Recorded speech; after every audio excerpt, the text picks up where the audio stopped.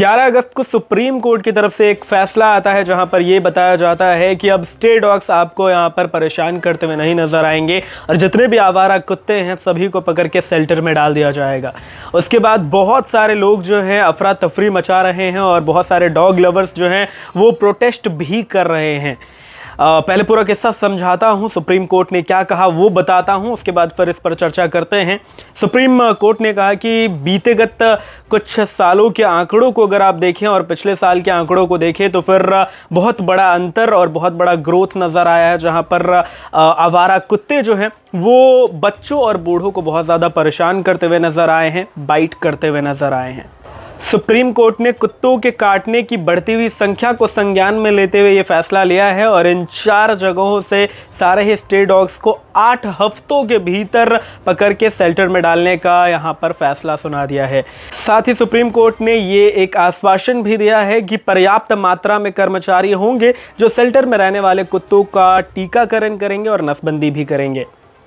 और तो और इस फैसले को जो है बहुत ही सख्ती से निभाने के लिए बताया गया है, इस फैसले को सभी को मानने के लिए बोला गया है। और साथ ही कोर्ट ने ये भी कहा है कि अगर इस पूरे प्रोसेस में अगर कोई भी बाधा बनते हैं, कोई भी डॉग लवर या फिर एनिमल लवर आकर कर्मचारियों को उनका काम करने से रोकते हैं तो उन पर भी कार्यवाही की जाएगी।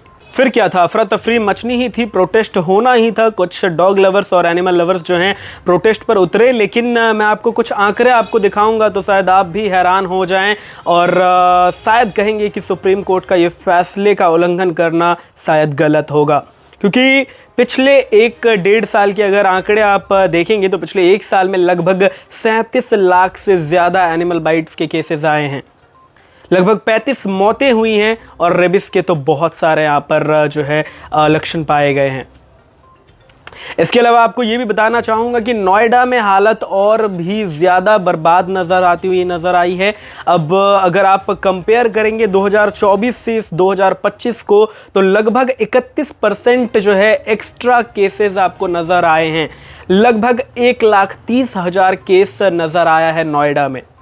आइए इसको और छोटा करते हैं और मंथली एवरेज निकालते हैं। तो अगर आप मंथली एवरेज निकालेंगे और पीक सीज़न को देखेंगे तो मार्च अप्रैल के तरफ लगभग ये एवरेज जो है 10 से 12 हज़ार का रहा है। जो आंकड़े हमने देखे हैं ये ज़रूर हैरानीजनक है, लेकिन साथ ही एक सवाल ये भी है कि क्या बेजुबान जानवरों पर ये ज्यादती है। खैर, जो एनिमल लवर्स और डॉग लवर्स हैं वो ज़रूर प्रोटेस्ट कर रहे हैं, वो ज़रूर विरोध कर रहे हैं। आपका क्या मानना है, आप क्या कहते हो, क्या ये सरकार का सही फैसला है या फिर ये गलत फैसला है और बेजुबान जानवरों पर ये ज्यादती हो रही है?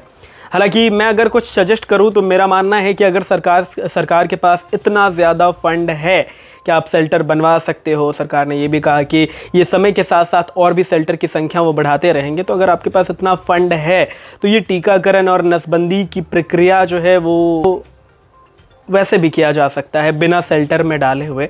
तो मुझे पर्सनली ऐसा लगता है कि अगर ये पॉसिबल है, हालांकि मुझे नहीं पता कितना पॉसिबल है और मुझे नहीं पता कि क्या फंडिंग्स हैं, बट अगर ये पॉसिबल है तो ये ज़्यादा बेहतर तरीका हो सकता है कि आप जो है शेल्टर में बिना डाले ही यहाँ पर जो है ये प्रक्रिया करें, टीकाकरण और नसबंदी की प्रक्रिया करें, तो वो ज़्यादा बेहतर होगा और शायद ये जो विरोध है वो भी यहाँ पर रुक जाए। खैर, ये बस एक सजेशन था मेरा।